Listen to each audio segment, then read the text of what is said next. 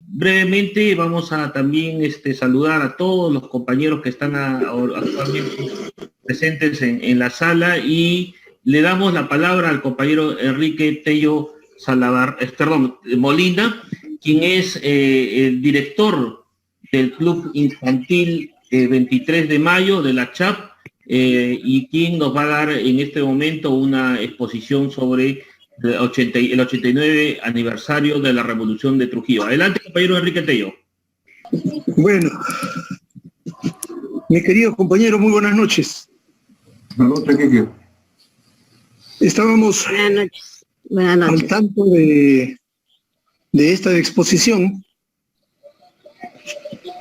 queriendo decirles en primer término que este es un tema apasionante. Me ha apasionado durante toda mi vida. Hemos tenido que pasar nosotros en el partido una primera etapa cuando no se podía públicamente celebrar esto de la Revolución de Trujillo. La cosa era solamente al interior del partido. Y poco a poco se ha ido decantando hasta que en una oportunidad, jueves 7 de julio de 1977, Alfredo Tello fue invitado a la Universidad Villarreal y ahí habló en un mitin importante, no repetido hasta ahora, lleno de juventud. A partir de ese momento ya la cosa se hizo pública.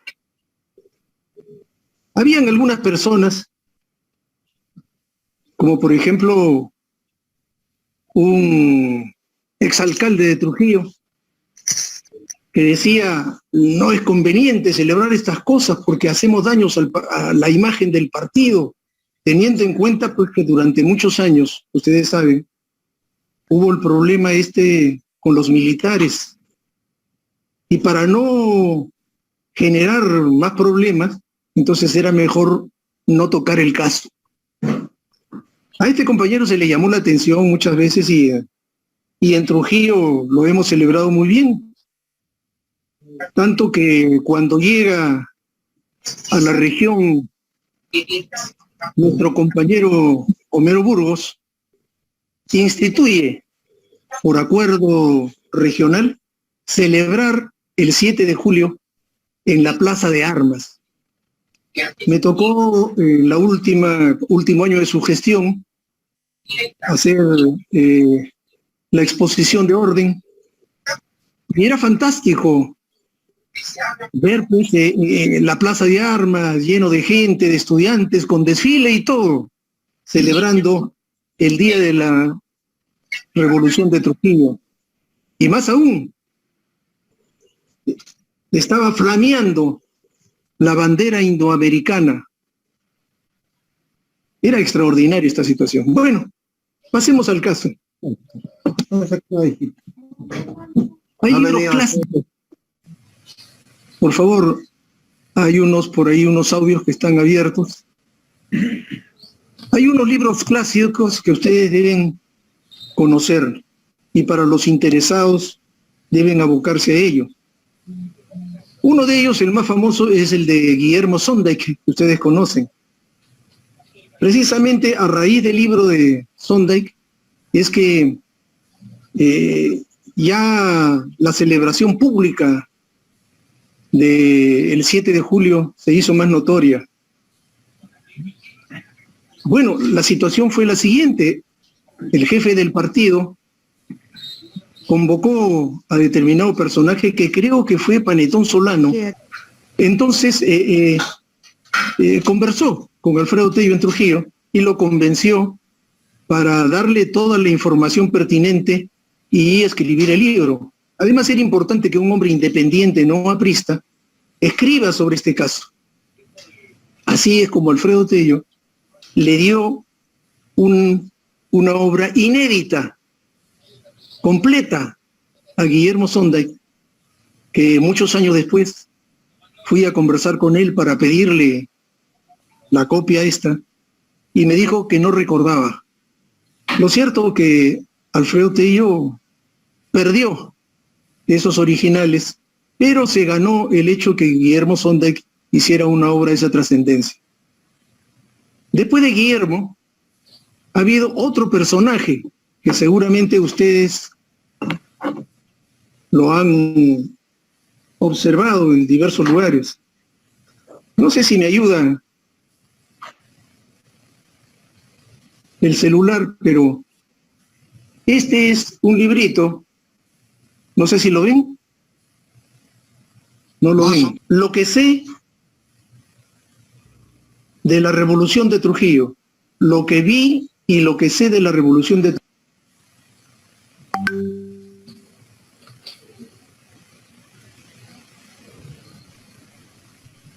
¿Y qué sucede? Que este ciudadano, este militar venezolano, nunca existió.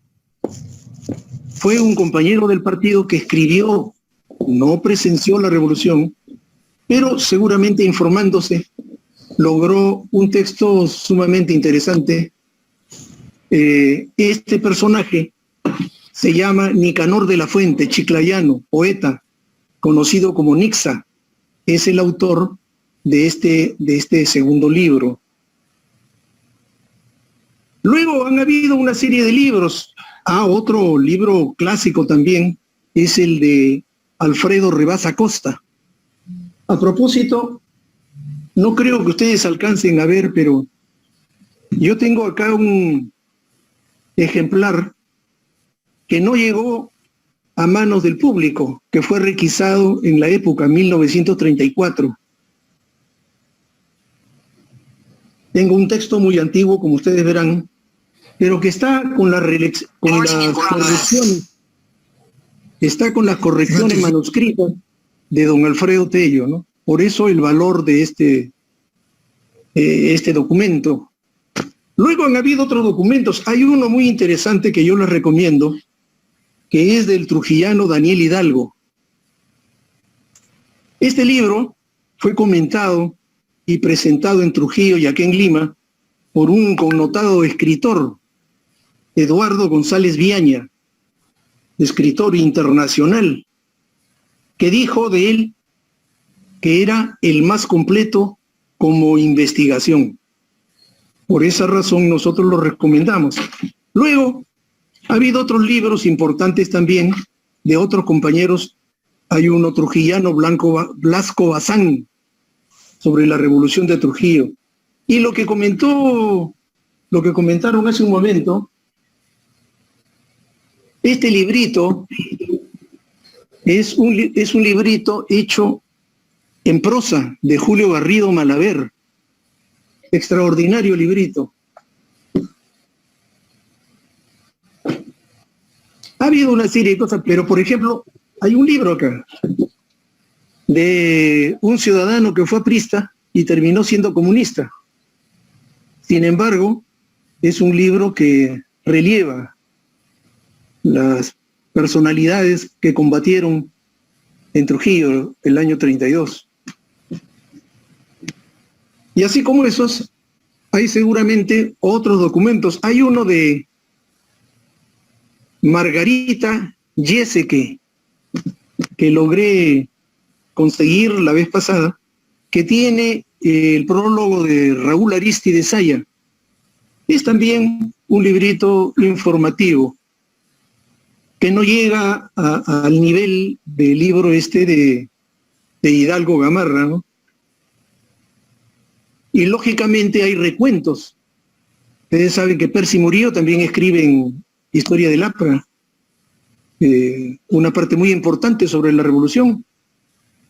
Y hace un momento también recordaron a un folletito de Serafín del Mar sobre el tema: Dios, están matando tus hijos.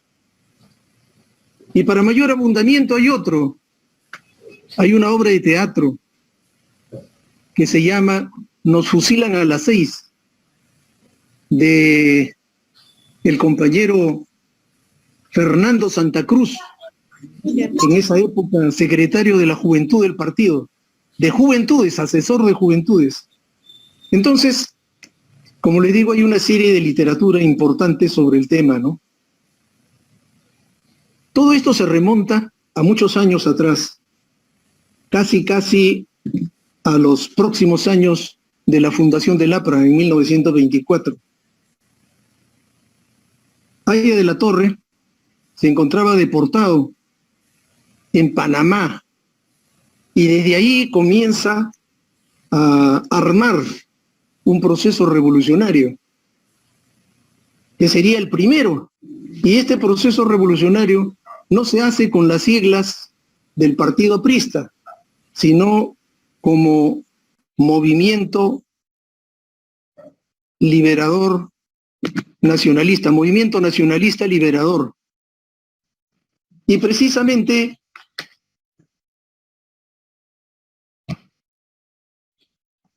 él trata de actuar, de organizarse con un capitán Iparraguirre, trujillano, que estaba preparando al ejército panameño. Y con él decide hacer la revolución. O sea, el movimiento era un movimiento pues creado así de la noche a la mañana. Ellos intentaban movilizar 2.500 obreros de Talara, con los cuales se iba a trabajar adiestrándolos y hacer la revolución y venir por el norte hacia Lima. Haya de la Torre siempre fue un personaje que estaba manejando y tratando de armar procesos revolucionarios hasta el último, miren ustedes. No olviden ustedes que en la época de Velasco Alvarado, él estuvo complotando ya con militares para abrir el proceso democrático en el Perú y que hayan elecciones. Bien, pero de ahí, de este intento que quedó en eso, porque Iparraguirre vino por el norte y fue capturado por la policía, y ahí terminó toda la intentona. Pero después de eso, ha pasado ya un tiempo. Haya de la Torre estaba organizando el partido, la primera célula que ustedes conocen, la célula de París, famosa célula de París, que fue disuelta por ese tal Rabines, y a los pocos días Heysen entró en acción y nuevamente la recuperó. Esa fue una primera división en el APRA, pero pareciera ya que Rabines se aprovechó por haber sido nombrado por Haya de la Torre como secretario de la célula de París. Y de acá nos remontamos hasta la muerte de Leguía, la intentona de Sánchez Cerro, la captura del poder, el poco tiempo en el poder, y finalmente su salida del Consejo Militar, se va a París, y este Consejo Militar convoca elecciones. Haya de la Torre viene al Perú, pero la situación es que más facilidades tuvo Sánchez Cerro para ingresar al país que Haya de la Torre. Haya de la Torre regresa un 15 de agosto y el 11 de octubre eran las elecciones. Miren ustedes cuánto tiempo le quedaba para hacer campaña. Sin embargo, se movilizó pues principalmente por el norte del país y algunos lugares más, no llegando a trajinar por todo el Perú. No olviden ustedes que en estas elecciones que se dieron el 11 de octubre, en estas elecciones no podían, era muy limitante, no podían participar los analfabetos ni las mujeres, o sea, se reducía el caudal electoral. Sin embargo, así se realizaron las elecciones y lógicamente el aparato que estaba en Lima apoyaba abiertamente y descaradamente a Sánchez Cerro. Cuando se dan las elecciones, encontrábamos que algunos días Haya de la Torre remontaba y en otros días remontaba Sánchez Cerro, hasta que a las finales anularon Cajamarca, había problemas en el Callao, Huancavelica, Chiclayo y otros lugares. y aparecía como ganador Sánchez Cerro. Del 11 de octubre hasta el 8 de diciembre, que era la transmisión del mando, había un tiempo, y durante ese tiempo los compañeros trataban de buscar la solución de la revisión del proceso y de la anulación del proceso. Pero sin embargo las cosas ya estaban hechas y se prepara el partido entonces ya por primera vez, estando allá en el Perú, de generar un movimiento insurgente. Se le encarga y comienza a actuar desde esa fecha al coronel César Enrique Pardo de organizar las huelgas nacionales. El día 5, antes del día 8, 3 días antes, se iba a generar una huelga. Ya los apristas sabían que el fraude estaba determinado. Y en todo el país se debían desarrollar huelgas. ¿Qué significaba estas huelgas? Significaban que en cada pueblo, en cada lugar, deberían tomar la comisaría y debían tomar el pueblo. Como le digo, el coronel Pardo le tocaba el trabajo de organizar a los militares y diversos cuarteles en diversas partes de la República. Pero ya casi un día antes de la determinación, sucede que los militares se reúnen con Haya de la Torre y le dicen que todavía no puede darse el proceso revolucionario y que le recomendaban que él personalmente viaje a otros lugares de la República a contactar con militares. Lamentablemente en esa época no había celulares, pues, y no había forma de llamar la atención a los compañeros y decirles que esto estaba suspendido. Entonces, solamente algunos lugares optaron por las huelgas, Huacho y sobre todo el norte del país. Por ejemplo, en Trujillo, la primera huelga que se dio fue la de Cartavio, ¿sí? Y así Paiján y todos los lugares trataban de lograr con éxito, y lo único que encontraban era la presencia de militares que los tomaban presos, caían en la cárcel o eran perseguidos. Bien, también esto fracasó, pero ya vino el 8 de diciembre y asume la presidencia de la República el ciudadano piurano Sánchez Cerro. Allí es cuando Haya en Trujillo lanza ese famoso discurso: compañeros, este no es un día triste para nosotros, es el día inicial de una etapa de prueba para el partido. Vamos a probar una vez más en el crisol de una realidad dolorosa quizás, la consistencia de nuestra organización, la fe de nuestras conciencias y la sagrada perennidad de nuestra causa. Fue un discurso clásico, bello, bellísimo. Y simplemente había que ver la forma de trabajar reorganizando el partido, fortaleciendo el partido, tomando como ejemplo esa situación, esa participación que no fue exitosa para nosotros, para que no ocurriera en el futuro. Pero ahí nomás viene la determinación del ciudadano Sánchez Cerro, y lo primero que hace es decir que los apristas deben tener cuidado porque ellos van a ser los primeros en recibir pues la determinación del nuevo gobierno. Y de pronto los apristas estaban descontentos y comenzaron a agruparse Y en Trujillo, por ejemplo, se dio el caso de que se había dado, como se había dado la disposición esta de emergencia, no podía haber reuniones en algunas partes. Pero los trujillanos pues tenían determinada actividad en la Casa del Pueblo del partido. Ellos tenían sus universidades populares, tenían mucha actividad en todos los sectores de la libertad.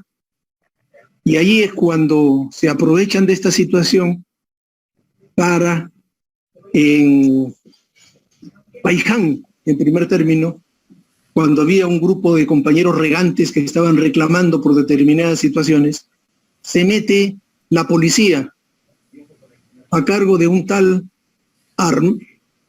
Alberto Villanueva, famoso. Le decían el teniente Malpaso, porque ya había tenido una actuación masacrando a algunos trabajadores. Y ahí en Paiján se da pues el hecho de que la policía ingresa al local del partido, dispara y muere gente, etcétera, pero no contentos con eso, los meten presos a los heridos, etcétera. Fue realmente una masacre. Eso ha sido el día 6 de enero, o sea, antes del 8, antes de la asunción del mando. Y el día 9 se da otra situación en Chocope. Chocope es un pueblito, todos estos pueblitos han sido pueblitos apristas.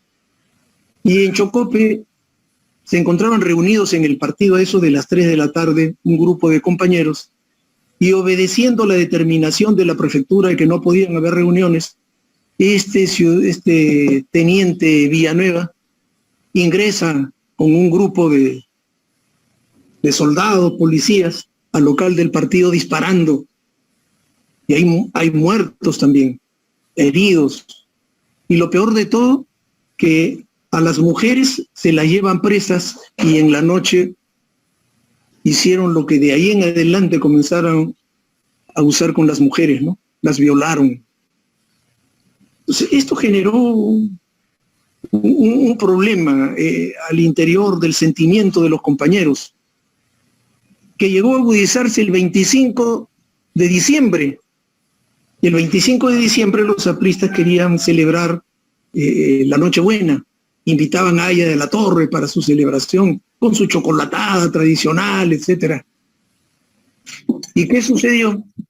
Que en la Plaza de Armas empezó un grupo de gente reuniéndose y dando vida a Salapra. Y de ahí se encaminaron hacia el local del partido. Se dice que los que generaron esta situación no eran conocidos, no eran apristas, pero que condujeron a la gente para que se meta la policía. Ya anteriormente, varios camiones habían salido recorriendo Trujillo, dando vivas a Lapra, lo cual ponía en problemas y en peligro a la organización del partido. Lo cierto es que a las 11 de la noche, la policía se mete, los gendarmes famosos, al local del partido disparando.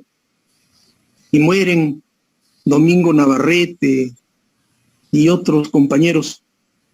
Fue realmente una matanza, porque disparaban al interior del local, mientras la gente, los compañeros, se trataban de esconder en un sitio y otro. Sin embargo, las balas fueron precisas y mataron muchos compañeros. Felizmente Aya de la Torre no llegó esa noche, porque parece ser que la idea era matar a Aya de la Torre. Y ahí en adelante, por esa razón, es que Aya de la Torre es perseguido. Están comentando Tiene que venir a fin de año, escondido en el carro de su primo, don González Orbegoso, hacia Lima. González Orbegoso había sido elegido constituyente de la República. Era un hombre de mucho dinero y fue representando pues a los civilistas, ¿no? Pero a pesar de ello, era primo de Haya de la Torre, lo quería mucho Haya de la Torre, fiel a Haya de la Torre, y fue el que lo condujo, porque a Haya de la Torre lo buscaban y no podía pues viajar solo, ¿no? Y bien, esta situación creció en Lima. Haya de la Torre se encontraba escondido.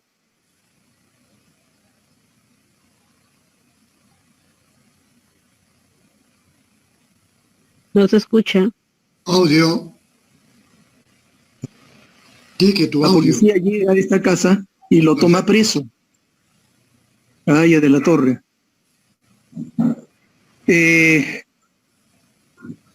Miren ustedes cómo es la cosa.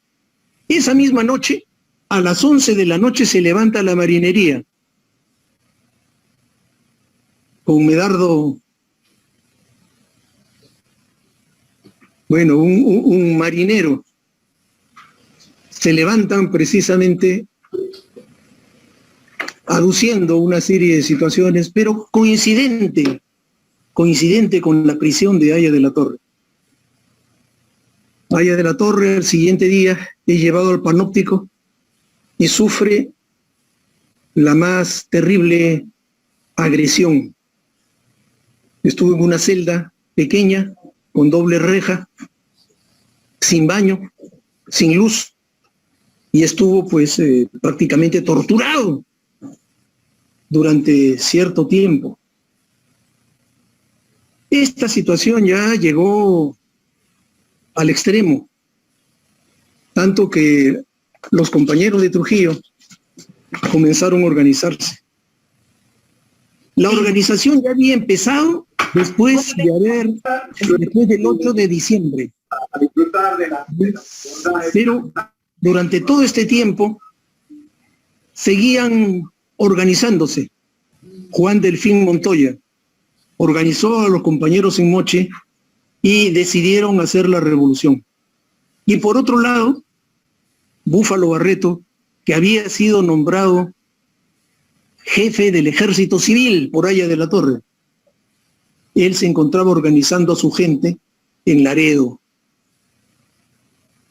Por ahí hay un escritor, Sonday, que dice que por la culpa de Búfalo Barreto se frustró la revolución que debía consumarse en diciembre de ese año. Y los que han leído el libro seguramente conocerán que narra él que hubo un problema entre Barreto y Niño Lindo por problemas de faldas.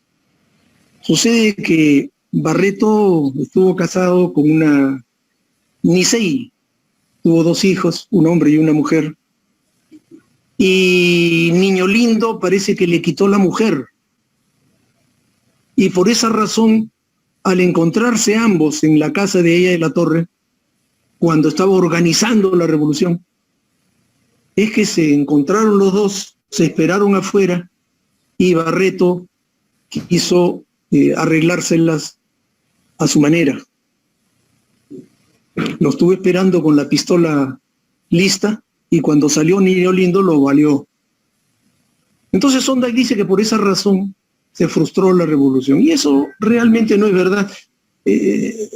Yo tengo ahí unos escritos de don Alfredo Tello que habla sobre el tema y dice que efectivamente el hecho se dio, el hecho de quitarle la mujer, el problema de esa naturaleza, pero que la razón fundamental fue que los militares le dijeron a Haya de la Torre que había que postergar la revolución, que no se podía hacer en esos momentos. Faltaba mayor gente, mayor compromiso de otros lugares y de otros cuarteles. Por último, digo yo, si Barreto cometió esa indisciplina, debieron quitarle la jefatura del ejército civil y someterlo a disciplina, porque la disciplina entonces era muy fuerte. Sin embargo, eso no se dio, lo cual significa que él no faltó a la disciplina y no fue motivo para que se frustre el asunto de la revolución. De todas maneras, por este hecho, él fue perseguido y terminó escondiéndose en diversos lugares hasta la casa de su compadre, un tal Lorenz, a las afueras de Trujillo, desde donde se podía ver claramente el cuartel O'Donovan. Y bien, la revolución estaba determinada para el 15 o 18 de julio. Sin embargo, Barreto decidió que había que hacerlo el día 7, en la madrugada del 7. Y convoca precisamente a toda su gente que tenía ya organizado celularmente. Entonces se utilizaba esta forma de organización que era muy práctica para el momento. Y Alfredo Tello recibe la convocatoria en su casa. Él venía de una intentona revolucionaria en Cajamarca, con un ciudadano que en una época sirvió mucho al partido, pero terminó mal, ¿no? Nazario Chávez Aliaga. Él insurgió en Cajamarca, no tuvo éxito, se fue a Trujillo, conversó con Alfredo Tello y se lo llevó a Cajamarca para otra intentona, con el 11 de la policía. Y bien, lo manda Búfalo al hermano menor, no, al hijo de Juan Delfín Montoya, Nerón Montoya, para avisarle que esa noche iba a ser la revolución. Alfredo Tello, a raíz de su viaje a Cajamarca, etc., adquirió el paludismo y se encontraba en su cama. Nerón le dio la noticia y el otro inmediatamente se levantó de la cama. No puede ser, si hemos quedado nosotros que esta revolución sea después, sea el 18. Dijo, bueno, conversa con él, se levantó y fue a buscarlo a la casa de Lorenz para reclamarle la situación y decirle, oye, esto es una locura, no se puede hacer. Ya hemos quedado nosotros en que sea tal oportunidad. Pero Búfalo tenía el entendimiento que en esa noche ya iba a salir la impedimenta con las ametralladoras en un tren que salía hacia Salaberry, y que esa noche los del grupo de artillería estaba despidiendo al batallón número 1 de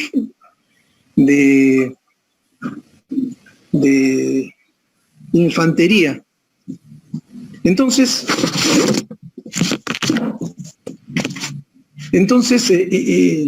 bueno, era explicable la situación, dijeron, ¿no? Ahora o nunca. Ahora porque podemos hacernos nosotros de esta cantidad de armamento que se encuentra ya en Salaberry, y por otro que se encuentra disminuido el hotel. No hay otra oportunidad. Pero los compañeros estaban esperando la presencia del comandante Jiménez, que les había prometido insurger. Pero sucedía que mandaron al compañero Baldwin, secretario de Economía del partido, para que pueda traerlo. Se encontraba él deportado en Chile y lo iban a traer desde Santiago, pasando por Arica. Pero demoraba demasiado y hubo determinado problema, parece, al final, la presencia de algunas personas que comenzaron a difundir esto de que venía al Perú el comandante Jiménez a realizar la revolución, etc. Y ya no pudo venir en esos días. Búfalo Barreto, que no estaba muy de acuerdo con esto de la presencia de militares, porque él decía que los militares lo que querían era acceder al poder, y una vez en el poder se quedaban. No había ninguna seguridad. Además decía, ¿qué tiene el comandante Jiménez que no tenga yo? Y por esa razón insistía en que tenía que realizarse la revolución en esa madrugada. Insistieron, conversaron, pero Búfalo era obstinado. Y al final le dice, bien pues, o estás con la revolución o estás contra la revolución. Ya no había nada más que hacer. Entonces le contesta, sí, estoy con la revolución. Bien, le dice, entonces tienes que tomar el retén. Bueno, todo empieza a las 2 de la mañana, al segundo toque de la campana de la catedral. Magnífico. Y las armas, Búfalo se para en un podio y le señala, las armas están allá. Los que tengan pantalones para conseguirlas, me acompañan. No había más que hacer. Entonces, por otro lado, le dice también a Búfalo, pero tú no vas a ir, tú tienes que quedarte. No, le dice, los generales revolucionarios van adelante, yo tengo que ir, pero ¿y si tú te mueres, se matan, qué haces? No te preocupes, no me voy a morir. Fue la última oportunidad que vio al Búfalo. Búfalo, cuentan que era un hombre fornido, grueso, tenía un cuello enorme. En sus épocas de bohemio, antes de entrar al APRA, era indisciplinado, se amanecía, era trompeador, se agarraba con 5 o 6 soldados a la vez. Era pues un tipo muy fuerte. Pero con el único que sí se disciplinaba era con Aya de la Torre.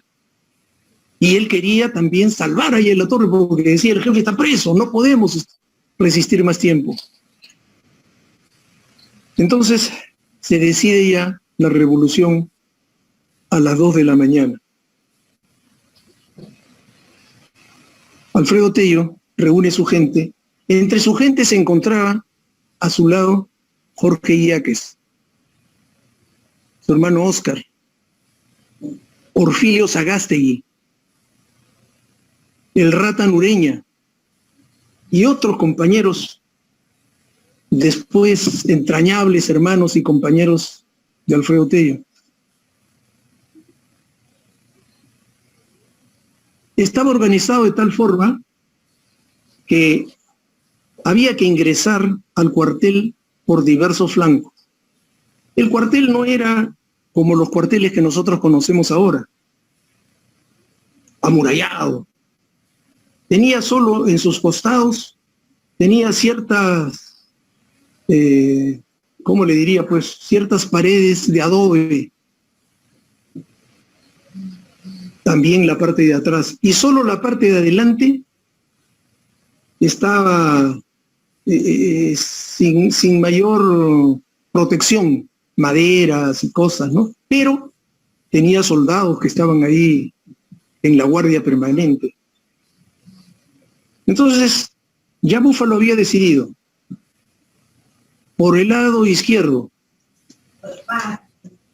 al lado del cuartel, se encontraba la cancha de tenis. Por ese lado ingresaba Alfredo Tello directamente hacia el retén, que era lo primero que había que tomar. Por el lado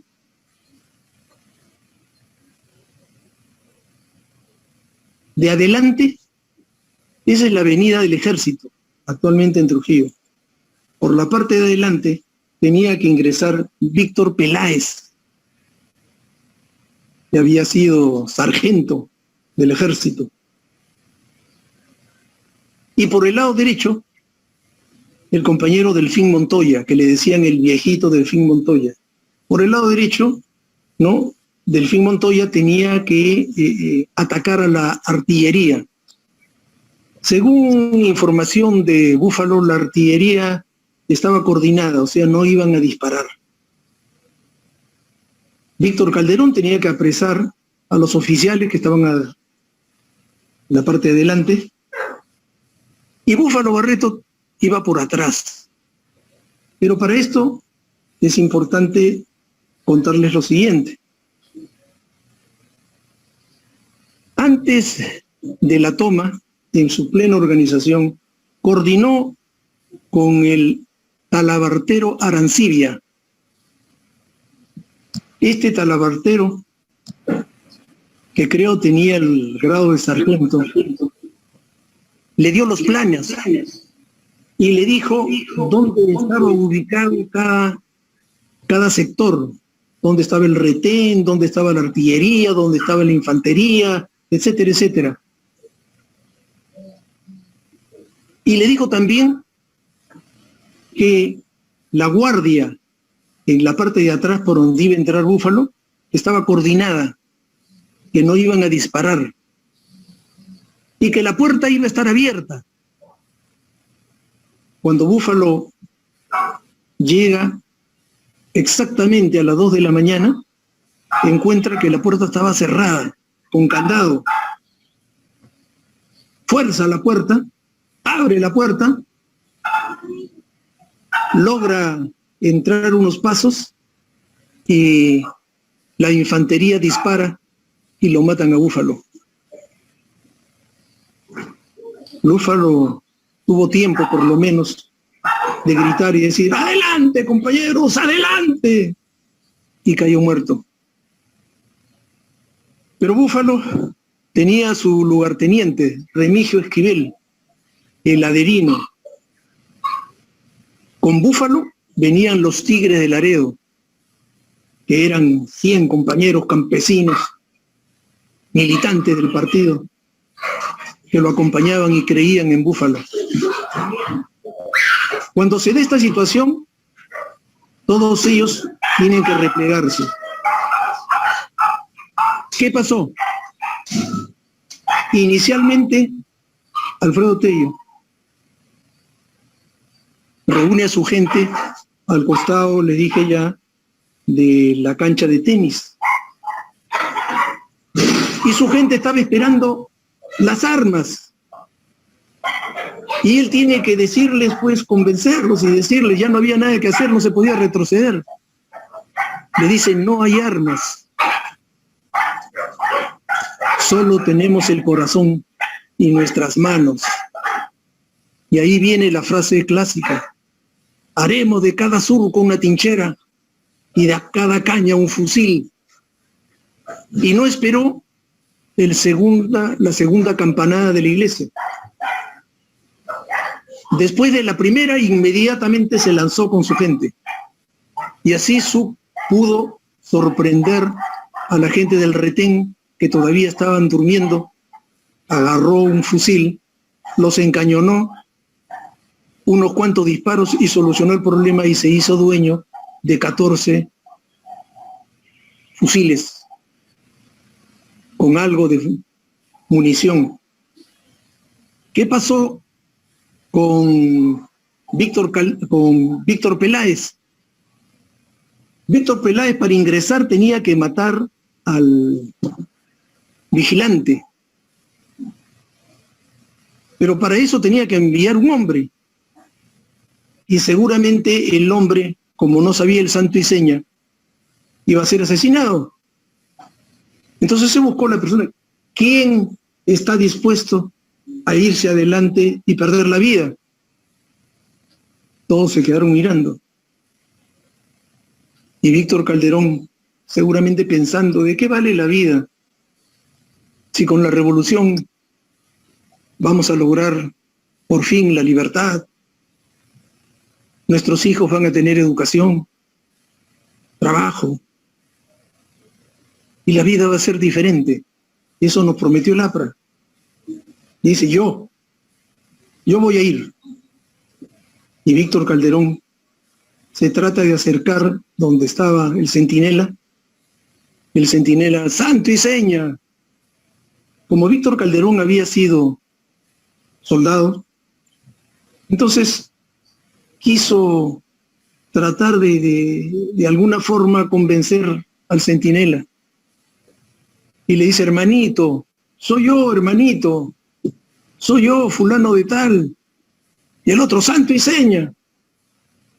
Pero Víctor Calderón se abalanza y logra tomar al centinela, matarlo, pero el centinela dispara y eso generó que todos los soldados que estaban detrás comenzaron a salir y a disparar, y al primero que mataron fue a Víctor Calderón.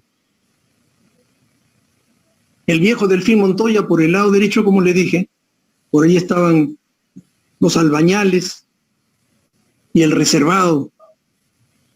Trató de entrar también y una bala en el riñón lo inutilizó.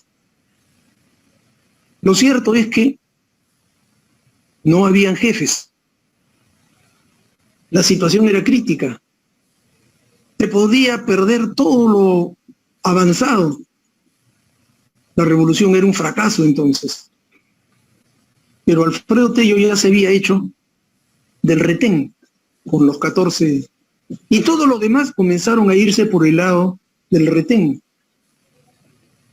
Allí es cuando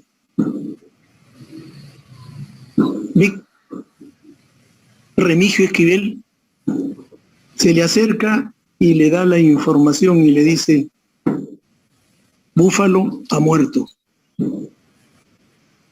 Entonces, Tello, que estaba comandando ese grupo, le dice, cállate, no digas nada. Di que Búfalo se ha ido a conferenciar con el coronel Silva, comandante Silva, que ya esto termine en cualquier momento.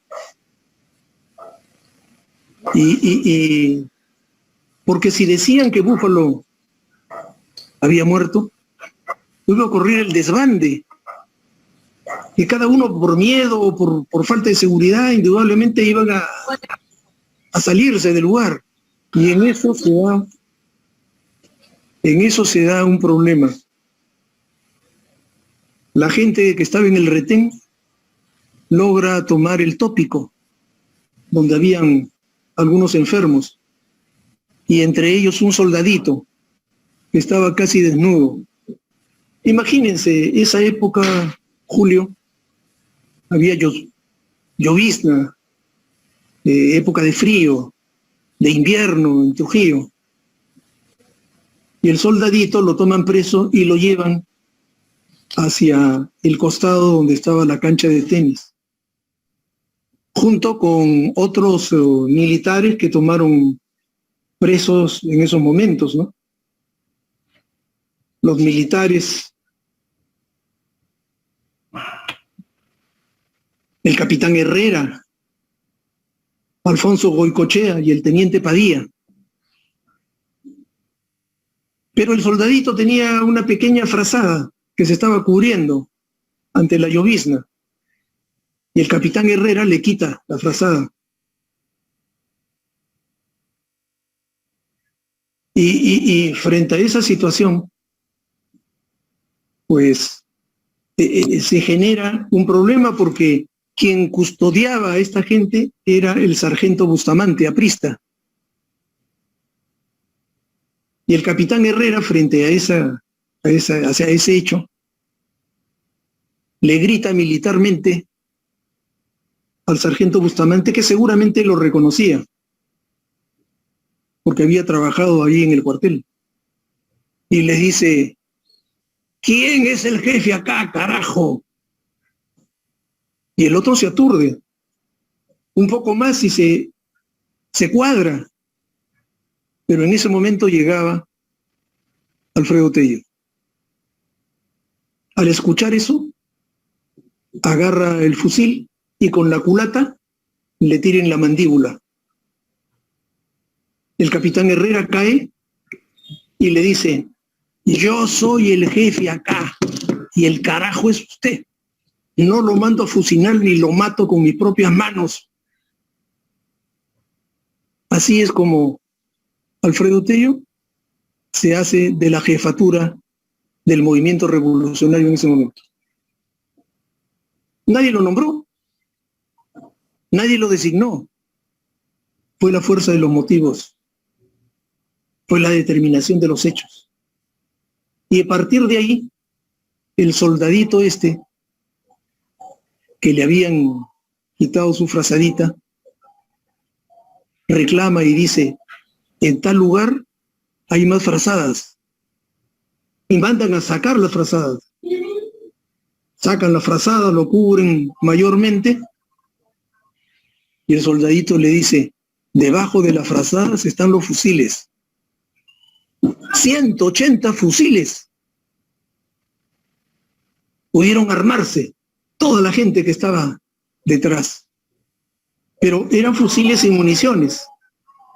Y ahí se hace presente el cabo cocinero. Y dice, yo sé dónde están las municiones. Y llegan a un lugar donde estaban las cajas ahí, sacan y había una cantidad suficiente como para poder develar completamente el ataque del cuartel O'Donovan. Y empieza por todas partes la dirección de las balas. Tanto que, miren ustedes, que los compañeros no sabían que la artillería estaba coordinada y comienzan a disparar también ante la artillería. Entonces ya se había generado pues un caos total. Sin embargo, las fuerzas que custodiaban el O'Donovan también se defendían a su manera, y además eran militares, pues. Y por ahí se les ocurre y dicen, bueno, pues esto lo vamos a solucionar con cañones. ¿Dónde están los cañones? Nadie sabía dónde están los cañones. Pero los soldados disparaban a un solo lugar y se extrañaban por qué razón disparan a ese lugar. Hacen abrir el lugar y encuentran que habían 8 cañones Krupp. Esos famosos cañones que entonces eran pues utilizados en la guerra mundial, ¿no? La Primera Guerra Mundial, alemanes. Así es que con los cañones Krupp sacaron, y había un compañero que había sido sargento, Pedro Canseco, y el sargento Villar, que conocían el funcionamiento. Pero estos cañones requerían pues de una serie de situaciones, espoletas, cosas, etcétera. No bastaba simplemente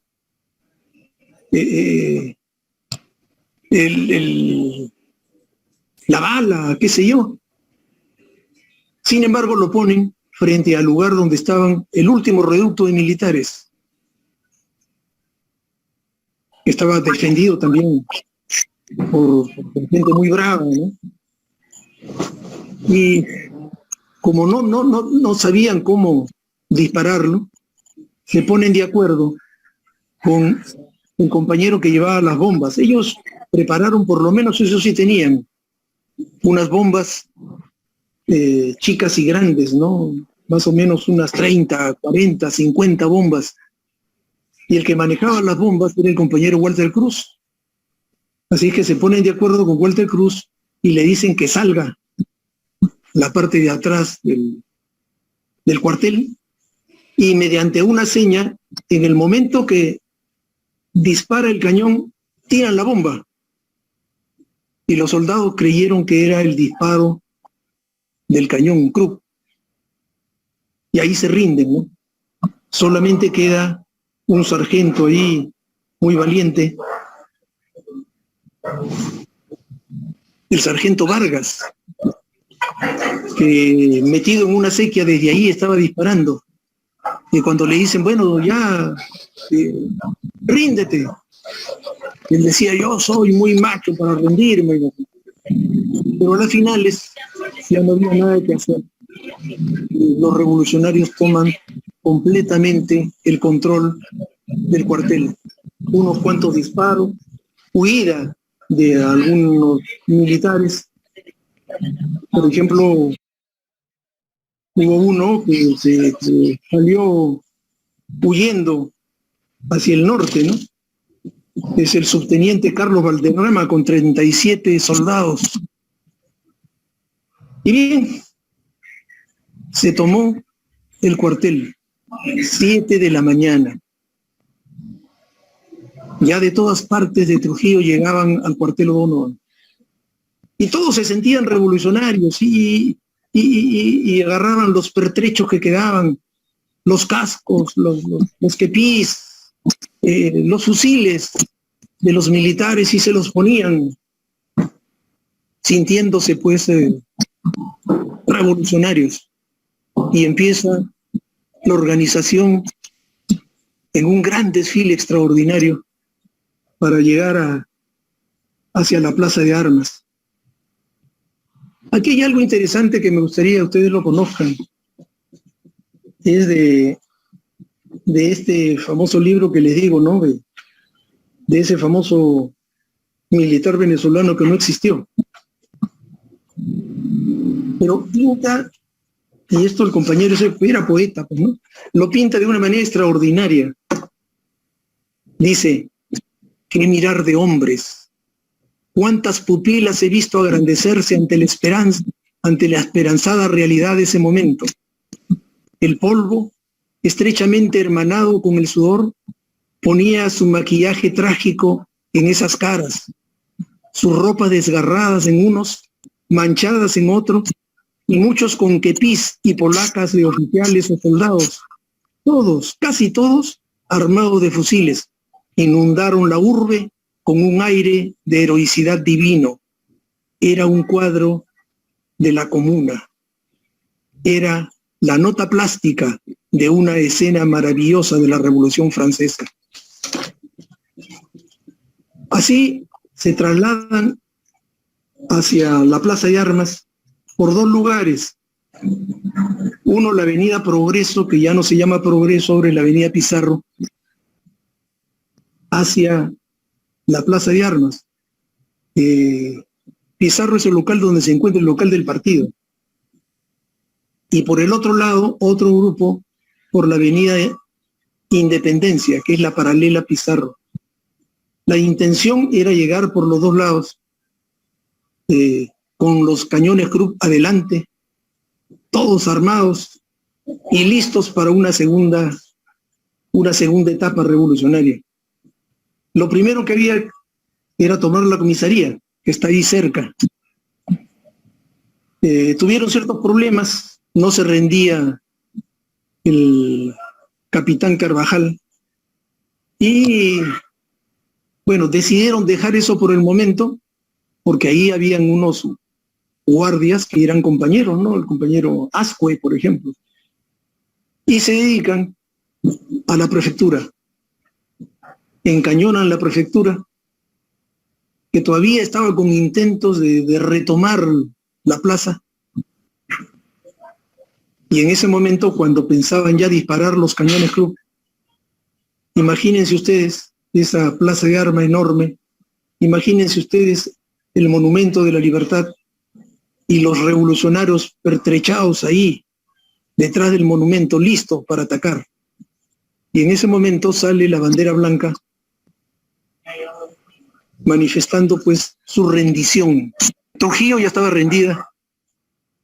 Aparece el compañero secretario general del partido, hermano de ella de la Torre, Cucho Aya.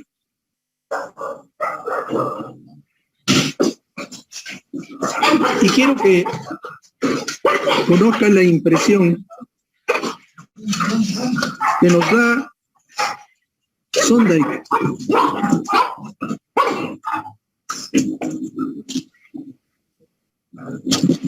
Cucho Aya estaba más preocupado por las consecuencias políticas de la revolución. Al principio, y esto por investigación, parece que Cucho no quería hacerse cargo de la responsabilidad. Bien, pero fue forzado para salir con determinadas condiciones. Una de las condiciones es que no se avance más, que las cosas se queden como están. No era una estrategia, no era un estratega, perdón, y no le dio importancia a la organización militar de los revolucionarios. Por otra parte, debe recordarse que nunca había sido un firme partidario de la revuelta organizada por Búfalo Barreto. Y su motor, su líder, estaba muerto. El hermano menor de Víctor Raúl no olvidaba que el jefe, estaba prácticamente de rehén en la penitenciaría limeña. Tampoco rehuyó la responsabilidad de hacerse cargo del movimiento y por ello fue condenado a muerte por la corte marcial. Cucho Aya fue nombrado prefecto revolucionario y el compañero Silva Solís subprefecto. Las cosas estaban determinadas y ahí es cuando Alfredo Tello, de 23 años cumplidos, se acerca donde Cucho y le entrega el mando militar. Y de ahí se va a su casa. Él cuenta que dejó antes de salir de su casa un papel dirigido a su madre. Le dijo, si no regreso, me haces una misa, etc. Llegó, su madre lo abrazó y se quedó dormido, no había dormido toda la noche.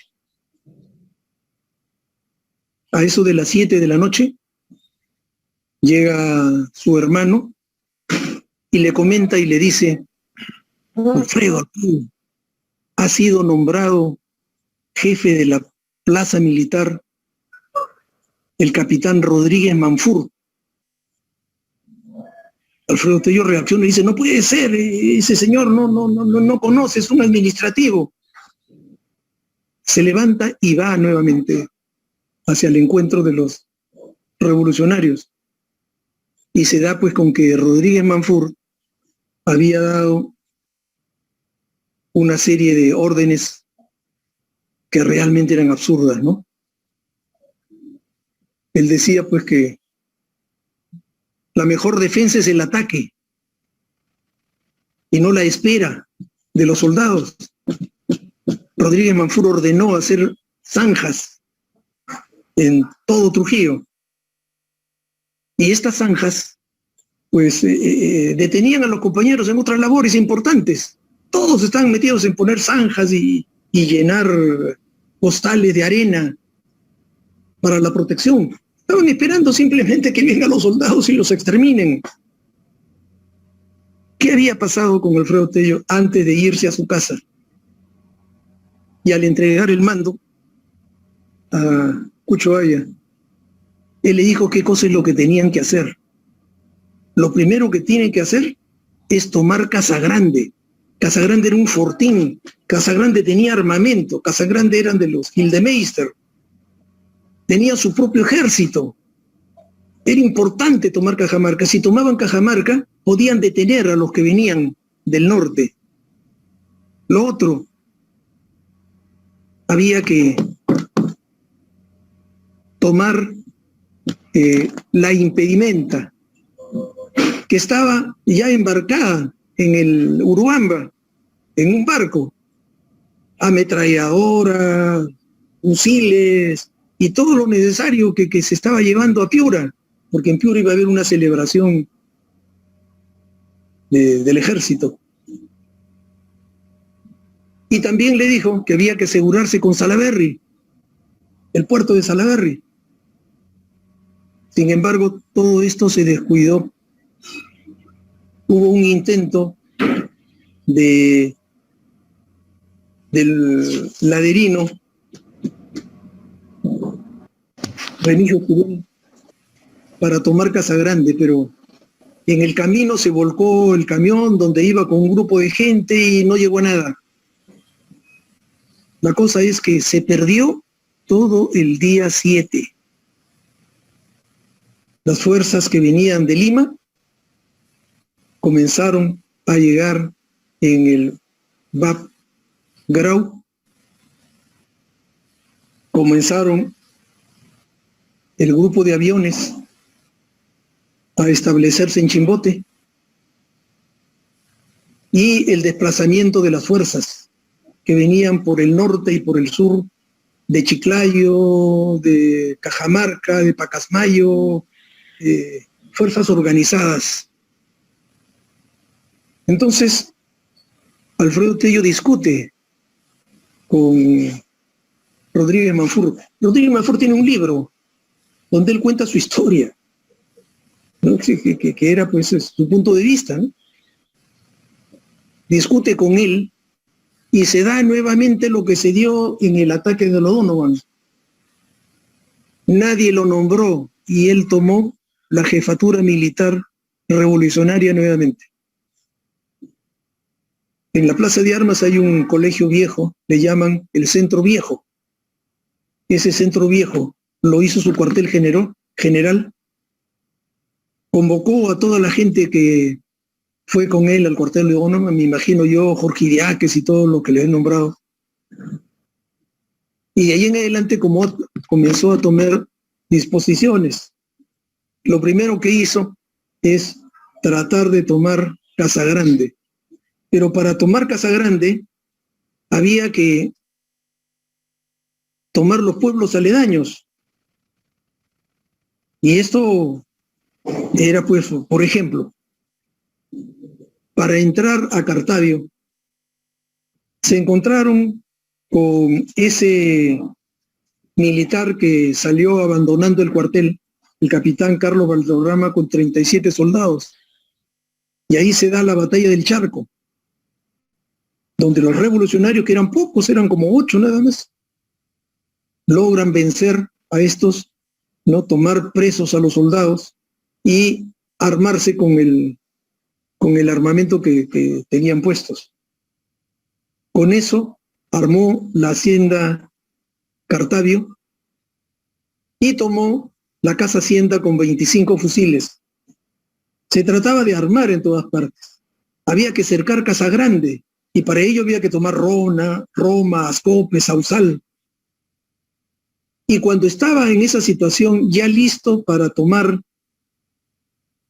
Casa Grande, se comunica con Cucho Aya. Y Cucho Aya le dice: tienes que venir urgente. La aviación ya está sobre nosotros bombardeando Trujillo. Y Alfredo Tello lo que quería era un cañón para atacar Casa Grande. Total, tuvo que dejar todo eso, regresar para que las fuerzas del ejército tomaran Casa Grande y nos dejaron sin esa posibilidad. Ya en Trujillo se entera que el VAP Grau se encontraba allí en Salaberry. Y el puerto de Salaberry fue fácilmente tomado por los soldados. Pero hubo un grupo que bajó no en el puerto de Salaberry, sino antes. Hay un lugar que le llaman Puerto Mori. Los compañeros habían tomado los cerros aledaños y habían puesto pues cañones, ametralladoras, etcétera, para evitar el avance de los soldados.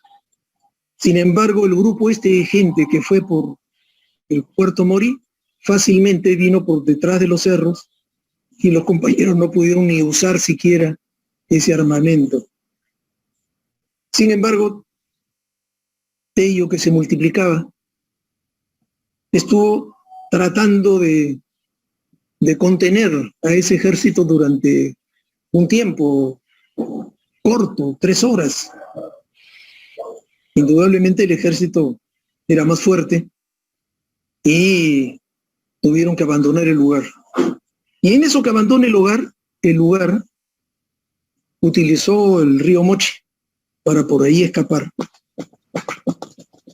Es tomado preso por los militares. Entonces había que fingir. Y él se hace pasar por un campesino con su chacra, trabajando por ese lugar. Y le preguntaron: ¿quién es usted? Entonces hablaba como campesino. Ustedes saben cómo hablan los trujillanos, ¿no? Tienen un tonito muy especial para hablar, cómo hablan los piuranos y en cada región. Entonces él, utilizando el tonito se hizo pasar por un campesino. Y le dijeron, ustedes saben por dónde se va a Huamán. Seguramente el militar ya tenía la información que había que entrar por Huamán, un lugar importante donde no había mayor resguardo. Así es que le dice, oiga, le dice, pero yo he venido en la mañana por ahí y encuentro que está lleno de apristas, ¿no? No sé si ustedes viajan por ahí, pero eso está muy resguardado. Más bien por la línea del tren, eso está libre. Y los soldados optan por seguir la línea del tren. Ahí es cuando le dice, bueno, ya, ahora me puedo ir. No, le dice, ahora tú vas a ir de frente, adelante. Nos vas a enseñar el camino. Y esa línea del tren llegaba a un lugar muy resguardado por los apristas. Y se da la batalla de la Floresta. ¿Quién dirigía este batallón militar? Un tal Miro Quesada. Este Miro Quesada formaba parte de un batallón importante engreído del presidente de la República de entonces, de Sánchez Cerro, el que le había dado la victoria en Arequipa. Y al ingresar por esa parte de la Floresta, es atacado por las fuerzas del orden que lograron cercarlo.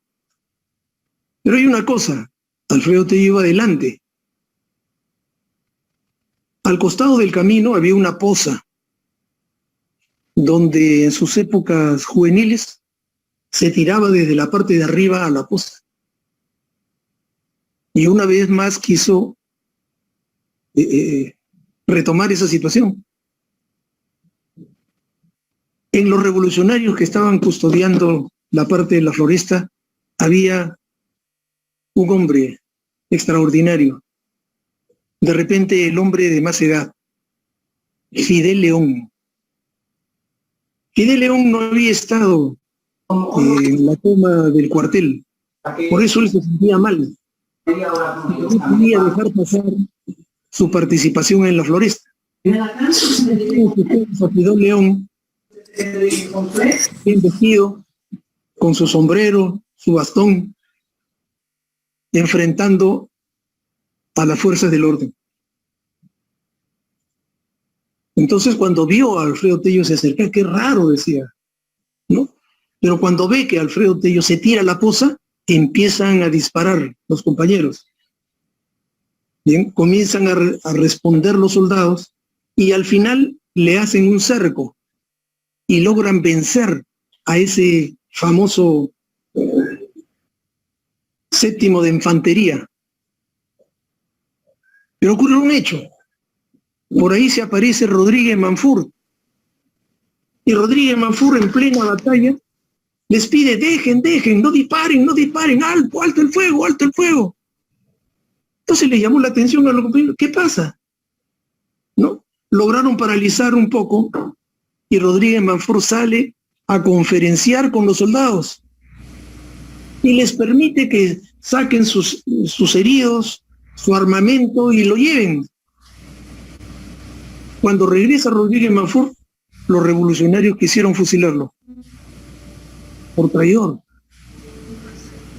Desgraciadamente alguien lo salvó y quedaron en que lo iban a llevar a Trujillo para ahí al centro de Trujillo, para ahí analizar la cosa y si es posible juzgarlo. Esa batalla fue una de las más gloriosas, o más gloriosos combates que tuvo la insurgencia aprista con los soldados. ¿Qué hubiese pasado si no se hubiese metido Rodríguez Manfurt? Hubiese sido destruida ese destacamento y hubiese minado la moral de Sánchez Cerro. ¿Qué hubiese pasado si Cucho hubiese tomado la providencia del caso para Salaverry y se hubiese controlado Salaverry? ¿Qué hubiese pasado si hubiesen tomado Casagrande? Si hubiesen rescatado el armamento que estaba ya embarcado en el barco Urubamba. Otra cosa hubiese sido. Lamentablemente, esto no se dio. Pero ahí no terminó. Ya el ejército comenzó a llegar por todos los ángulos de Trujillo.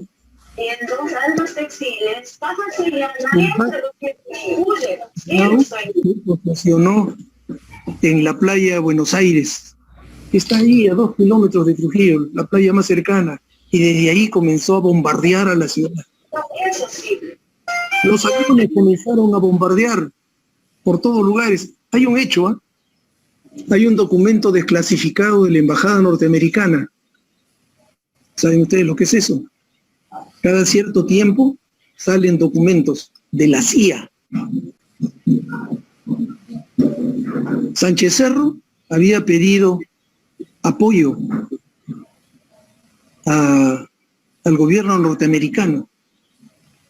El gobierno norteamericano había cumplido con algunos aviones, unos de Panagra, que indudablemente tenían su sede en los Estados Unidos. Estos aviones fueron los que sirvieron para bombardear Trujillo. Nunca antes una ciudad había sido bombardeada donde habían civiles, hombres, mujeres, niños. Nunca antes. Sin embargo, la actuación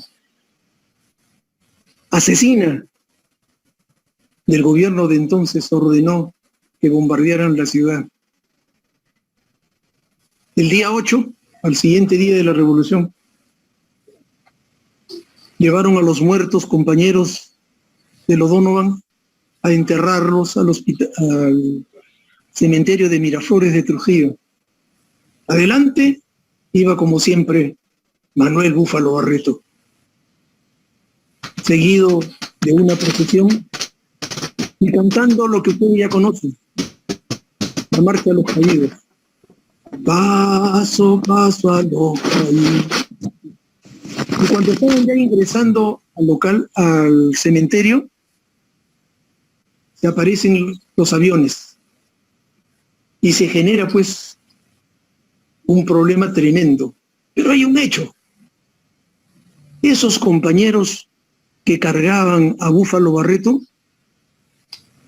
no lo dejaron. Ustedes recuerden la historia del Perú, cuando los españoles tomaron Atahualpa en Cajamarca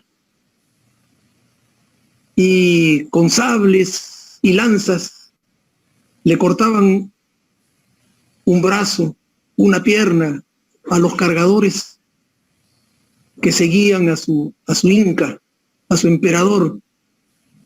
Caían y venían otro y tomaban la posta. Así los compañeros no dejaron que el féretro de Búfalo Barreto cayera desperdigado por la tierra. Ya sabían lo que iba a ocurrir, pero decidieron que saliera un grupo de gente de Trujillo hacia la sierra, llevando una cantidad de armamento. Y Cucho Aya sale hacia la sierra con un contingente importante, porque la idea era, pues, de ahí conectarse con Cajabamba, conectarse con Huaraz, con Cajamarca, con todos los sitios, para que la revolución no se aplaque. Alfredo Tello decidió quedarse en Trujillo. Y en Trujillo hubieron una serie de combates. Y durante 5, 6 y hasta 7 días el ejército no pudo ingresar. Y de pronto ingresaba y retrocedía por la acción de los compañeros, de hombres, de mujeres. Había una compañera extraordinaria, María Luisa Obregón, que a la final se encontró con una ametralladora y estuvo ahí hasta que se le acabaron las balas. Qué raro. Esta compañera, después de la revolución, nunca se supo de ella. Desapareció. Desapareció.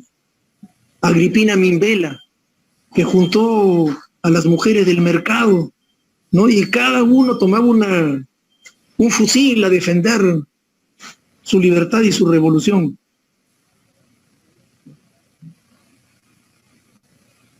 Y mientras los compañeros apertrechados en las murallas y tenían que multiplicarse, de repente en una muralla no había más de 5, pero hacían aparecer como eran 50, se movían de un sitio para otro disparando, haciendo creer que había pues bastiones de gente. Hasta que en plena lucha se dan con una novedad.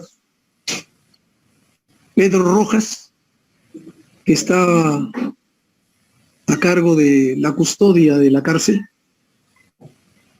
se acerca a Tello, que estaba peleando en las trincheras, y le comenta que la cárcel ha sido tomada y los prisioneros han sido muertos. ¿Pero cómo?, le dijo. Si yo te he dejado a ti, tú tenías que pagar con tu vida. Sí, le dice, pero llegaron unos hombres, estaba todo oscuro, y dijeron que venían de parte de Cucho Aya para que le entregue los prisioneros. Pero como tú me habías dicho que el Cucho ya se había ido a la sierra, y el único que podía autorizar era Tello. Entonces yo le dije, tráigame una orden de Tello, si no, no le dejo nada. Y mientras conversaban y discutían, otros se subieron por los techos y se metieron, y al final lo encañonaron, tomaron la cárcel, y lógicamente hicieron esta barbarie. Tanto que eso duró muchos años y fue el que alimentó el odio de los militares contra el APRA y contra Aya de la Torre. Lo cierto es que el último lugar que quedaba, hubo por ejemplo otra batalla que fue también del mismo nivel de la Floresta, que fue la batalla de la Unión, donde estaba un grupo de compañeros defendiendo la entrada de Trujillo, la entrada del norte. También durante 2 días he estado tratando de ingresar al ejército y no podía. Lo cierto es que al final hay mucho que contar sobre esto, no quiero llegar a cansarlos, pero esto de los 5 días es toda una historia que se da en diversos lugares de Trujillo. El último lugar fue ya lo que quedaba en un distrito de Trujillo,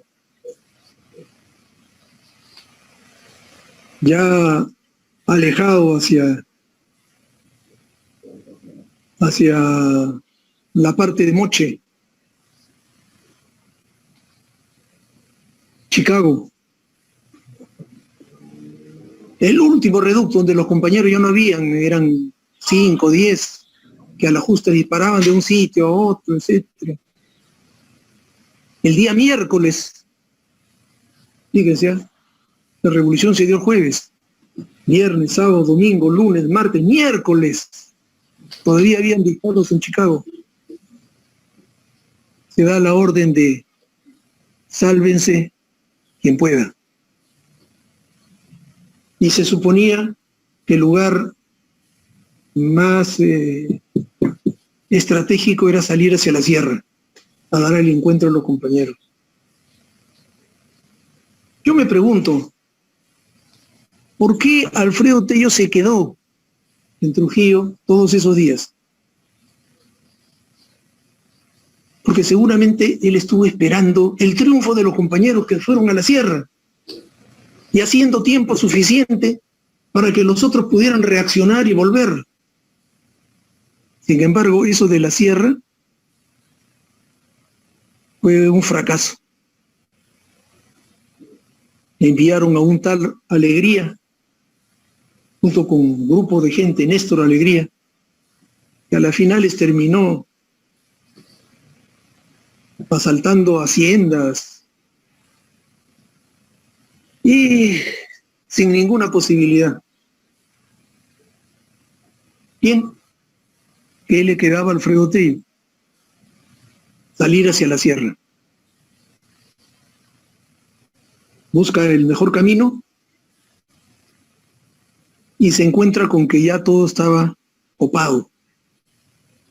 Y hay una señora por ahí que le dice, no salga por ahí porque ahí están los soldados disfrazados de campesinos, de paisanos. Entonces él tiene que regresar, ya no podía salir. Y encuentra un muerto que tenía el rostro putrefacto. Se le acerca, le quita de la americana sus papeles y les pone los suyos. De tal forma que cuando tomaron a este muerto, vieron que tenía los papeles de Alfredo Tello y creían que era Alfredo Tello. Era el muerto. Fue velado en la casa de mis abuelos. Se pusieron luto, pero Alfredo Tello se fue a esconder a el colegio donde él enseñaba, porque él salía. Hay una historia simpática. Primero se fue donde el compañero Joyle, que quedaba a las afueras de Trujillo, a esconderse. Estuvo un tiempo ahí, 15 días, y no quiso comprometer al viejo Joyle, y se salió de la casa. Y se vino caminando y cruzó la plaza de armas. Ya estaban todos los soldados. Cruzó la plaza de armas, se sentó en una banca y con un periódico estaba observando qué pasaba. Al momento dejó la plaza de armas yéndose hacia Moche, pero en esa cuadra se encontró con un caballero antiaprista, Carlos Burmester Barrio Nuevo, que trabajaba en la industria y según parece era el redactor del Comercio. Cuando él estaba a media cuadra ya saliendo de la plaza de armas, Carlos Burmester, que seguramente había estado escondido todos esos días, aparece con un grupo de militares y se chocó con Alfredo Tello. Y según Alfredo Tello dice que se miraron y siguieron de frente. Y ese era el momento en que Carlos Burmester pudo decirle a la guardia, tomen a ese hombre. Pero Alfredo Tello tenía ya su pistola lista para, está bien, pero de repente lo toman, pero por lo menos mata a algunos. Ahora, el hijo de Carlos Burmester es un buen amigo que dirige La Voz de la Calle en Trujillo. Y bueno, sigue más allá y se esconde, bueno, y caminando por ahí, el director del colegio Centro Nuevo 245, donde él enseñaba, lo ve caminando y le dice, oye, ¿estás loco? ¿Qué haces por acá? Y lo mete al interior del colegio. Y ahí se queda un tiempo hasta el 23 de septiembre. O sea, un buen tiempo.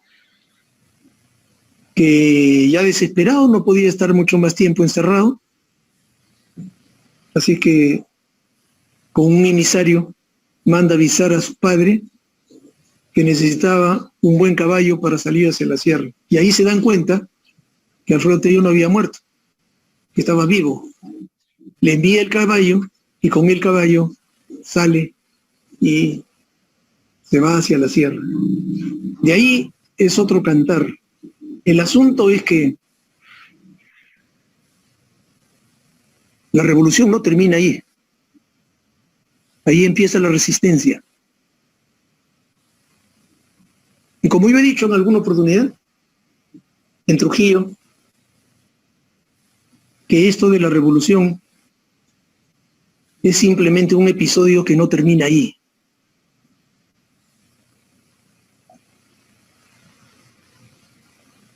La historia nos debe una victoria. Y esto de la revolución de Trujillo no es más que un intento que algún día proseguirá y será victorioso. Bueno, no sé, no quiero seguir más allá. Si tienen algunas preguntas, algunas cosas conforme me dijo Félix, estoy encantado de absolverlas.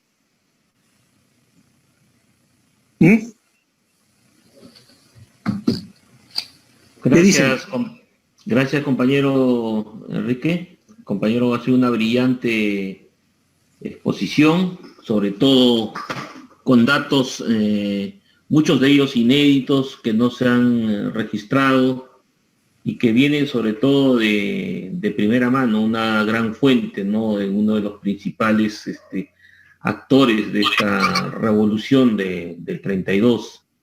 Si podemos de repente ceder la palabra a dos compañeros brevemente, solamente una pequeña intervención, no hagamos un, digamos, más extenso de lo que ya es la hora bastante avanzada, son las 10:12. Lo pueden solicitar.